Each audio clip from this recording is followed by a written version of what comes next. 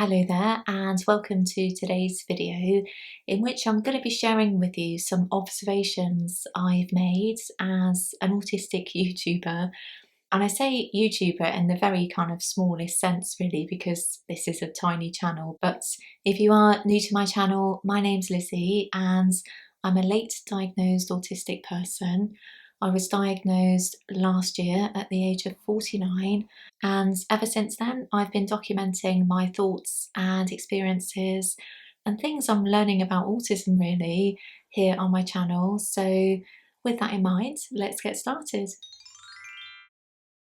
So firstly, I'm going to talk about the autistic community here on YouTube, and gosh, it's been like a welcoming hug in many ways.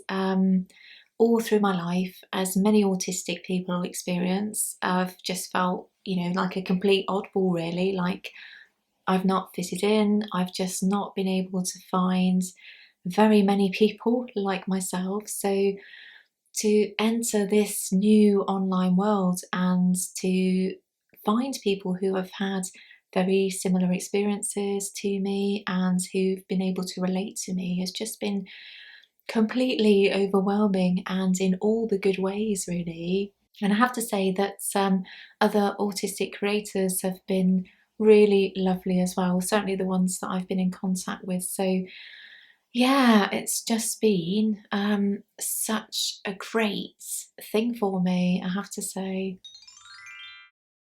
At number 2, overwhelm of topic. So as an autistic creator, I am immersed in all things autism. So whenever I make a video, I'm often having to research bits and bobs about autism. I have to kind of delve into my own past really, so that takes up a lot of kind of headspace really and mental energy. And I found that although other creators' videos have been hugely helpful for me, sometimes I just need to take a break from watching other people's content, and it makes me feel a bit guilty because I know how much time and effort they put into their own videos. But yeah, I found that occasionally I just need to kind of remove myself from absorbing too much autistic content really is the best way that I can describe it. It's not to say that I don't watch others' content, because I do, but I've just noticed that it kind of comes in waves really. So some weeks I'm all about watching others' content and I feel really engaged in it. But yeah, I just need to take a breather now and again. And that's certainly been true for the last week or two. I've just found it really um, yeah, just too difficult to watch others' content. And I think possibly because I've got some kind of stressful stuff going on in the background at the moment. So yeah, it just feels a bit too overwhelming at times, but hopefully I'll be back to watching others' content soon because it's enormously helpful, as I'm sure you all appreciate. Before I move on to number 3, it's really rainy today and I live on a busy road, so there's going to be some background noise which I will try my best to remove in editing. It's the only day I can record this week, which is a bit annoying, so apologies for any background noise. At number 3, many stories that I hear are pretty similar, and I mean this in terms of when you're kind enough to leave comments and you talk about your thoughts and experiences and things you've been through in life. It's so interesting to see that so many of these stories are, at the crux of it, very similar, and it's been heartening for me to see this in so many ways because, like many autistic people, I feel like I've been the only one that's experienced the world so negatively at times, that I've been the only one to have to endure these things. And it's just fascinating for me to see that other people have experienced these things too. Maybe not identical stories, of course, but they're very similar in very many ways. And it's almost like, I hate to use the word normal, but it's kind of like we're normal within our own demographic, because so many others out there have experienced the world and other people so similarly. At number 4, horrible comments. And I think it's sadly an inevitable part of sharing your experiences on YouTube, and it's really difficult to deal with horrible comments at times.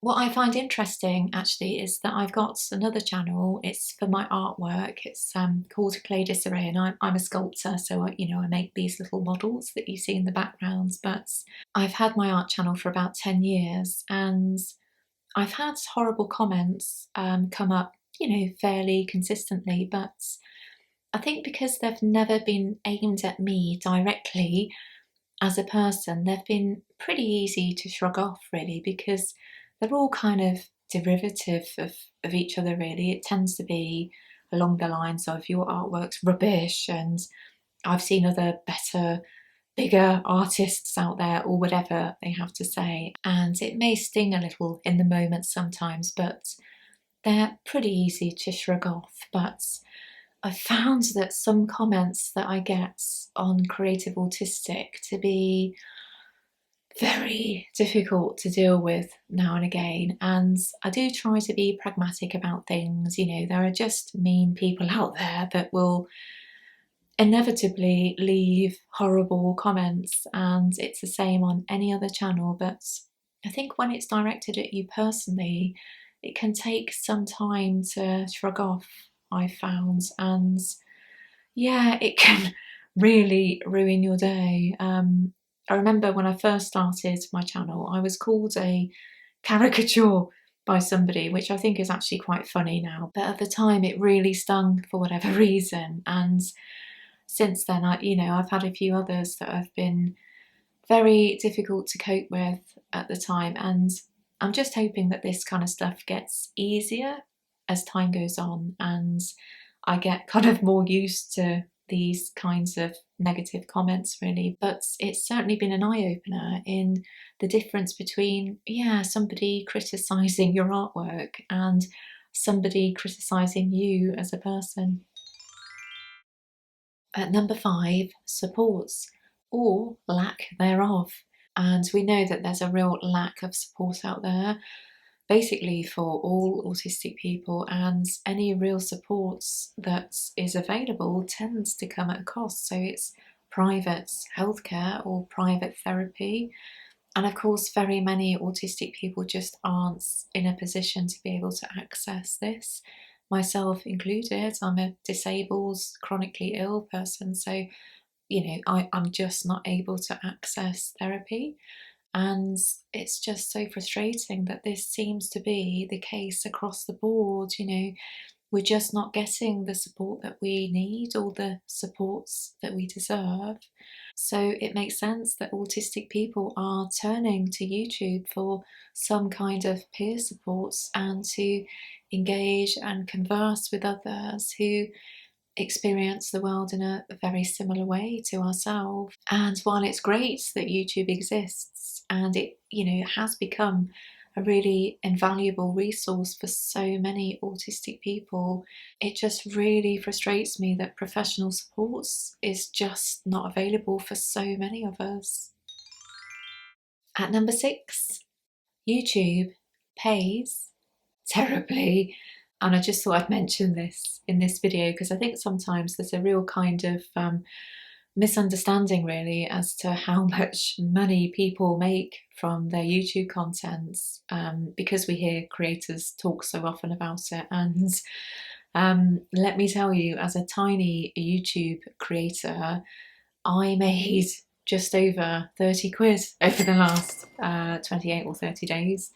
And when you consider how much time, energy, resources go into making one YouTube video, it's really not a financial compensation of any degree, really, at all. And I think this really evidences just how important YouTube is for many autistic creators, because they're essentially not really getting paid for their work. It's just something that's become like a labour of love really, and it certainly is for me.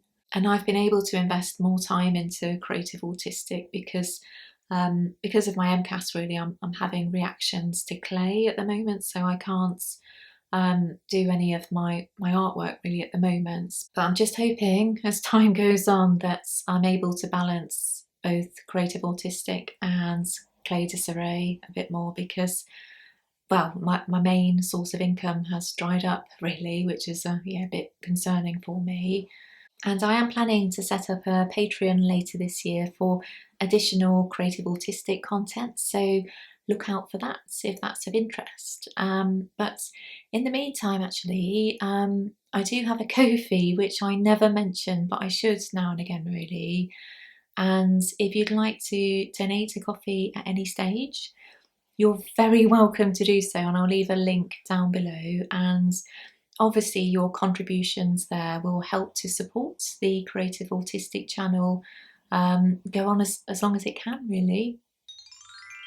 Point number 7 is I want to acknowledge the bravery of all autistic creators out there, because I'm just in awe of them all really. And I think it just takes an incredible amount of, I don't know, energy, resilience and bravery to put yourself out there as an autistic voice. And I think it takes just so much to put out any kind of content on YouTube, because it's of course really nerve-wracking, and particularly when you're first starting out, because you don't know how on earth you're going to be received by other people. Many autistic people struggle with being perceived, and I'm certainly one of them. But what I find interesting is that I'm able to separate myself in a way from the person that I see on screen. So although we're of course the same person, I'm just so used to editing this version of myself on my computer that I have been able to almost create a bit of distance between the two of us, which probably sounds really weird, but it's allowed me to be able to make content, because I think if I was just too strongly associated with this person on screen, I don't know, I'd probably find it a bit more difficult. And I think that's certainly why I always look the same on YouTube. I've spoken about this before, but for me there is an element of safety there, because I always look the same in my videos and live streams. And for me it's like seeing somebody in their work uniforms. So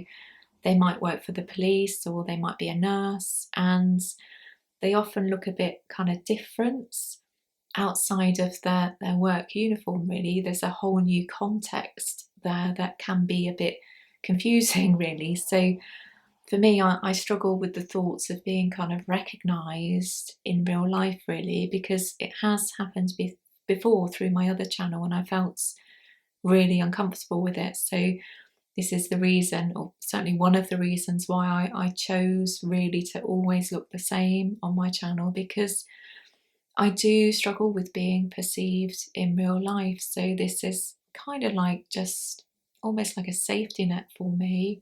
So I'm just in awe of other autistic YouTubers that have felt confidence to put their full selves out there really. So the version that we see of them on screen is basically an everyday kind of representation of them, and I'm just in awe of their ability to do this. I just think YouTube and autistic YouTubers are just such a valuable resource for us all. So yeah, I just want to take this moment to applaud them all really, because they're doing just phenomenal work. So I'd love to hear your thoughts and opinions on YouTube and the autistic community.